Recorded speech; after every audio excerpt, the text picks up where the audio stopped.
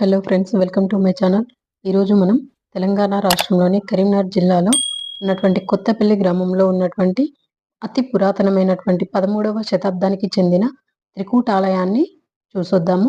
ఈ త్రికూటాలయానికి ఒక స్పెషాలిటీ ఉంది. ఏంటి అంటే, ఇది అప్పటి వేములవాడ చాళుక్యులచే నిర్మాణం గావించబడి తర్వాత కాకతీయుల కాలంలో విశేషంగా పూజలు అందుకుని నిజాం పరిపాలన కాలంలో ధ్వంసమైనటువంటి ఆలయం. ఈ ఆలయాన్ని 30 అడుగుల ఎత్తులో 3 గర్భాలయాల నిర్మాణంతో ఎంతో విశాలంగా అప్పటి వేములవాడ చాళుక్యులు నిర్మించారు. ఈ గుడి ఎంతో అద్భుతమైన రాతి కట్టడంతో కనువిందు చేస్తున్నటువంటి శిల్ప సౌందర్యం ఈ దివ్య మందిరం యొక్క సొంతం.